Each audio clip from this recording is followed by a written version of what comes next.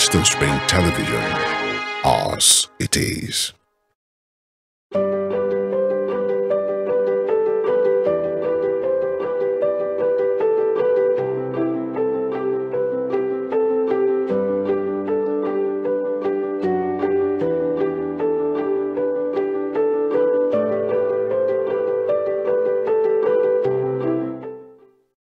Hola. Gracias por ver the bookshelf on Western Spring Television. Soy tu enseñanza y aprendizaje, DAMILOLA RAPHAEL. All of that is Spanish for hello. Thank you for watching the bookshelf on Western Spring Television. I am your teaching and learning advocate, DAMILOLA RAPHAEL. The bookshelf is the broadcast where we relate with everything and everyone who has a relationship with books. For this year, our focal point is to learn a new language. By the end of the year, we're expected to be able to make 5 meaningful sentences in our language of choice at the minimum. No one is under any compulsion whatsoever to learn any particular language. We are all about being and getting better. Talking about getting better, what information do you allow yourself to consume and digest? It is not all nonsense online, as Western Spring Television has premium edifying content for your listening pleasure. Do well to follow us on our social media platforms: Facebook, Instagram, X, TikTok, YouTube, all at Western Spring Television. Let us delve into today's discourse. We are reviewing a personal narrative, or, if you please, an autobiography, first published in 1990 and whose subject was born in 1951. First, some mental maths. How old was the author at the time of publication? The book was published in 1990. The author was born in 1951. How old was the author at the time of publication? Still doing some memo bars. Do you remember the different ebook formats? Okay, if not all, at least some. Well, I do. Kindle, Mobi, as AZW, EPUB, and PDF. Again, do well to follow us on our social media platforms at Western Spring Television. You will find previous editions of the bookshelf. Search for ebooks and you'll be up to speed. Today, I'll be reading from the Adobe Acrobat PDF format. This particular format has many exciting features, including AI, artificial intelligence. You can easily visit pages without having to scroll until forever. You can highlight. You can search keywords. You can set passwords, add bookmarks, read aloud, and that's interesting. You can save to cloud storage, and so much more. Going back to the book, Gifted Hands, there are 22 chapters in all. For the purpose of this broadcast, I will be reviewing from chapters 1, 6, 13, and 22. Are you ready? I'll start with chapter 1.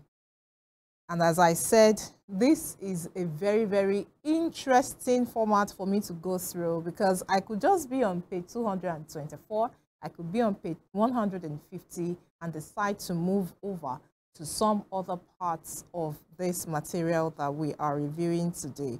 So what do? I said I'm on 324. So I tap on my page number and then I go to the page that I want to read from 19. So I'll go to page 19 and just do OK. So you can see from 324, I don't have to scroll until forever before getting to page 19.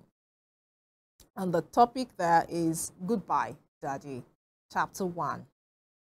So reading from page 19 right now. I'm taking the last paragraph on page 19. Reads, and I quote, "I don't know how long I continued the crying and questioning the day Daddy left. I only know it was the saddest day of my life, and my question didn't stop with my tears. For weeks, I pounded my mother with every possible argument my mind could conceive, trying to find some way to get her to make Daddy come back." This is a conversation now between mother and son. "How can we get by without Daddy? Why don't you want him to stay? He'll be good. I know he will. Ask Daddy. He won't do bad things again." My pleading didn't make any difference. My parents had settled everything before they told Curtis and me. "Mothers and fathers are supposed to stay together," I persisted. "They are both supposed to be with their little boys." "Yes, Benny, but sometimes it just doesn't work out right." "I still don't see why," I said. "I thought of all the things Dad did with us. For instance, on most Sundays, Dad would take Curtis and me for drives in the car. Usually, we visited people and would often stop by to see one family in particular. Daddy would talk with the grown-ups while my brother and I played with the children. Only later did we learn the truth. My father had another wife and other children that we knew nothing about. I don't know how my mother found out about his double life, for she never burdened Curtis and me with the problem. In fact, now that I am an adult, my one complaint is that she went out of her way to protect us from knowing how bad things were. We were never allowed to share how deeply she hurt. But then, that was Maz's way of protecting us, thinking she was doing the right thing. And many years later, I finally understood what she called his betrayals with women and drugs. I mean, one of the take-outs for me from this particular material is he started his life at the point where he thought things were good, everything was rosy, and then, poof, at the blink of an eye, everything went down south. And the fact that he actually said positive things about somebody who, you know, there's this way folks just have negative energy around people who have done them wrong, and immediately they become demons, forgetting some of the good things, some of the good attributes that this person who may have hurt them possesses just because they have been hurt. It's just the realistic way he really wrote his story. There was, by the time we progress, we'll be looking at some of the bad sides of Ben Carson as well. Some of his errors, some of his flops. But let's still look through some part of that chapter 1 right there. So I'll take the last paragraph on page 21, and we'll take the first paragraph on 22 before we move to another chapter right here. So, okay, now, so that's when I stopped praying for them to get back together. It is better for them to stay split up, I said to Curtis, isn't it? Yeah, I guess so, he answered. And like mother, he didn't say much to me about his own feelings. But I think I knew that he too reluctantly realized that our situation was better without our father. Trying to remember how I felt in those days after Dad left, I'm not aware of going through stages of anger and resentment. My mother says the experience pushed Curtis and me into a lot of pain. I don't doubt that his leaving meant a terrible adjustment for both of us boys. Yet, I still have no recollection beyond his initial leaving. Maybe that's how I learned to handle my deep hurt, by forgetting. Amazing.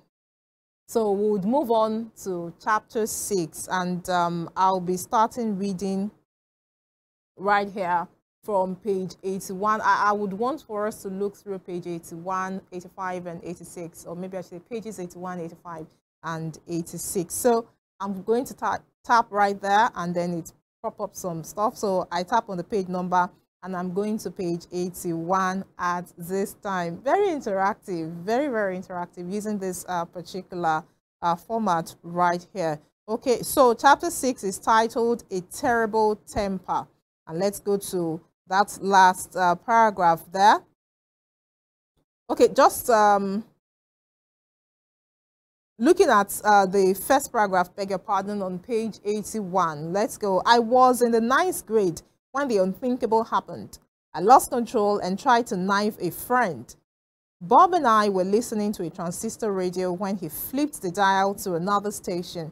You call that music? He demanded. It's better than what you like, I yelled back, grabbing for the dial. Come on, Carson, you always... And in that instant, blind anger, pathological anger, for emphasis, took possession of me. Grabbing the camping knife I carried in my back pocket, I snapped it open and lunged for the boy who had been my friend. With all the power of my young muscles, I thrust the knife toward his belly. The knife hit his big, heavy ROTC buckle with such force that the blade snapped and dropped to the ground. I stared at the broken blade and went weak. I had almost killed him. Wow, that realization. I had almost killed my friend. If the buckle hadn't protected him, Bob would have been lying at my feet, dying or severely wounded. He didn't say anything, just looked at me, unbelieving. I'm sorry, I muttered, dropping the handle. I couldn't look him in the eye. Without a word, I turned and ran home. Thankfully, the house was empty, for I couldn't bear to see anyone. I raced to the bathroom where I could be alone and locked the door. Then I sank down to the edge of the tub, my long legs stretching across the linoleum, bumping against the sink. I tried to kill Bob. I tried to kill my friend. Wow. I mean, just looking into all the details of him saying all of that. So let's go to page 85 at this time. And then he said, reading the first paragraph, at last I stood up, placed the Bible on the edge of the tub, and went to the sink. I washed my face and hands, straightened my clothes. I walked out of the bathroom, a changed young man. My temper will never control me again, I told myself. Never again. I am free. And since that day, since those long hours wrestling with myself and crying to God for help, I have never had a problem with my temper. That same afternoon, I decided I would read the Bible every day. I've kept that practice as a daily habit and especially enjoy the book of Proverbs. Even now, whenever possible, I pick up the Bible and read the first thing every morning. And then let's just see a part of that 86, page 86. It said, I'm not afraid of anything as long as, okay, I think of Jesus Christ and my relationship to him. And then the last paragraph there says, from age 14, I began to focus on the future. My mother's lessons and those of several of my teachers were at last paying off.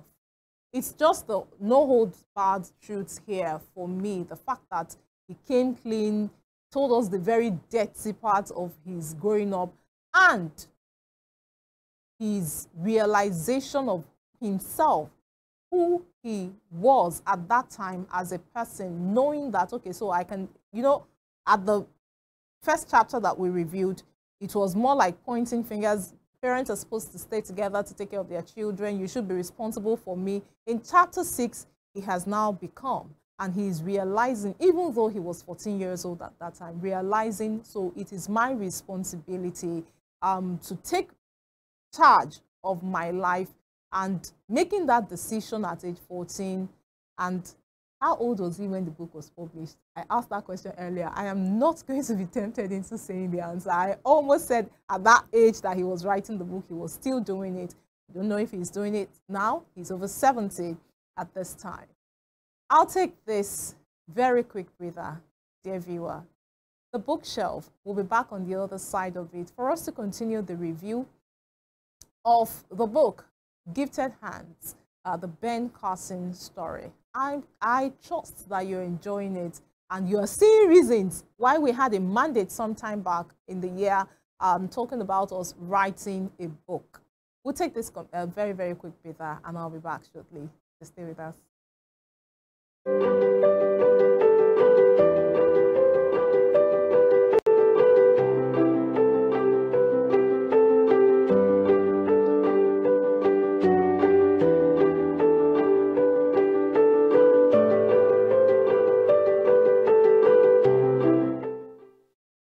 What's cute, harmless, and depends on its mother for food and protection?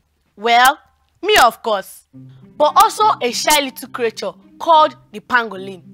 Hundreds of thousands of pangolins are hunted and killed every year just for their meat and scales. If we continue this way, the pangolins will soon disappear. We can't allow this to happen. Tell your families and friends to say no to illegal bushmeat from pangolins and other protected animals. Keep them wild, keep us safe.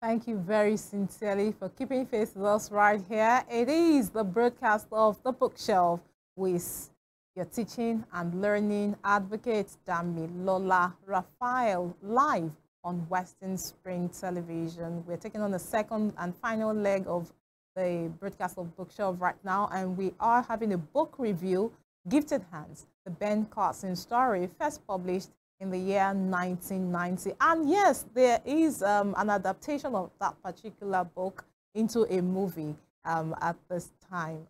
Well, good work done, I should say. We were discussing the actor, and I felt somebody was saying, hey, I said he's not the one, that's an actor. Okay, so we'll move on now. I'll be taking on chapter 13 very quickly, and that's a special year. So I'm just going to go to the page number, and I'll be reading from 193 at this time. Okay. At this time, he was in Australia, okay? One other highlight, Candy gave birth to our first son, Maureen Nedlands Carson. Nedlands was a suburb where we lived. That's in Australia.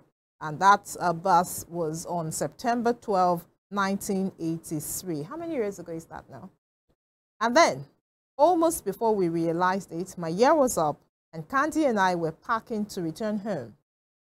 What would I do next? Where would I work? The chief of surgery at the Providence Hospital in Baltimore contacted me soon after my return.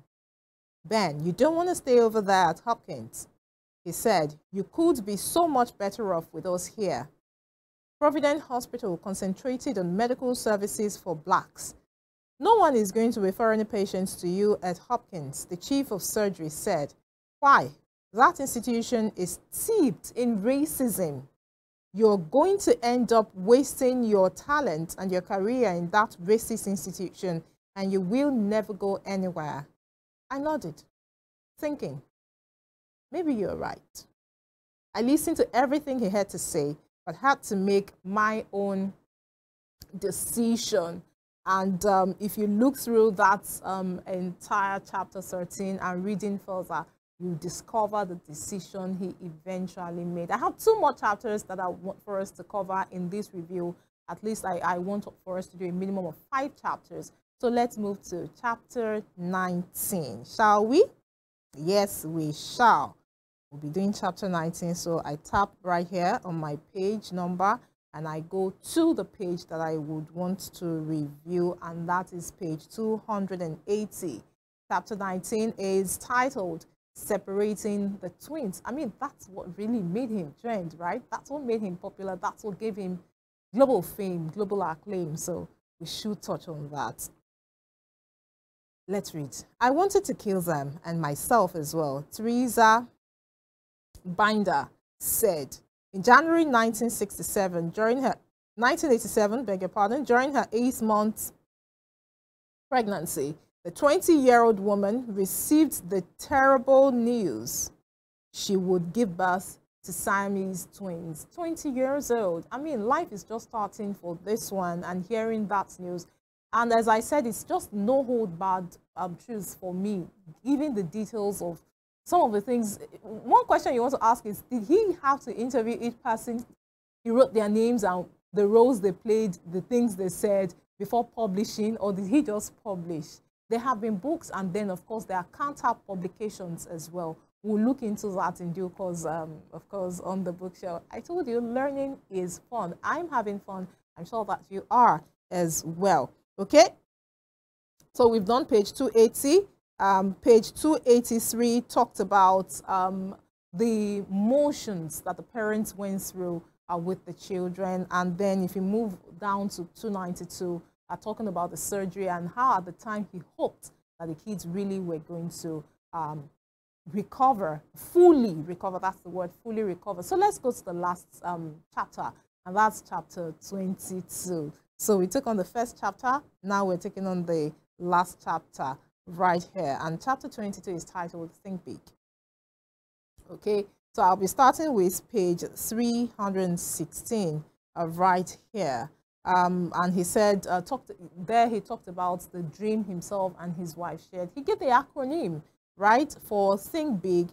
T is for talent, T is for talent, could also be for time, H is for hope, could also be for honesty, I for insight, N for nice, K for knowledge, B for books, I for in-depth learning, not just skimming through the surface of the pages, not just skimming the pages, and G is for God. Wow. All of that and all of that and all of that. I would want to wrap it up with page 325. And let me also say that there are pictures in the book. If you go through the one for surgery, this one here, Think Big, there are some different pictures right there. Now, I would want to close with this particular one. He said, however, if we choose to see the obstacles as hurdles, we can leap over them. Successful people don't have fewer problems. They have determined that nothing will stop them from going forward. Whatever direction we choose, if we can realize that every hurdle we jump strengthens and prepares us for the next one, we're already on the way to success. And one other thing I would like to point out is that when we defy the odds and win, we are unconsciously giving permission to others, showing them the green light to also become successful in life. That is how we get to wrap it up on the review of Think Big, the Ben Carson story. And I hope this inspires you to go back to read if you've done that before, or to pick it up and read if you haven't done that at all. My name is DAMILOLA RAPHAEL, reminding you of our mandate for this year we are in, that you should learn a new language. I still look forward to seeing us again on yet another interesting broadcast of The Bookshelf, live on Western Spring Television. I am your teaching and learning advocate, DAMILOLA RAPHAEL, and I'm saying adios, Dios los bendiga.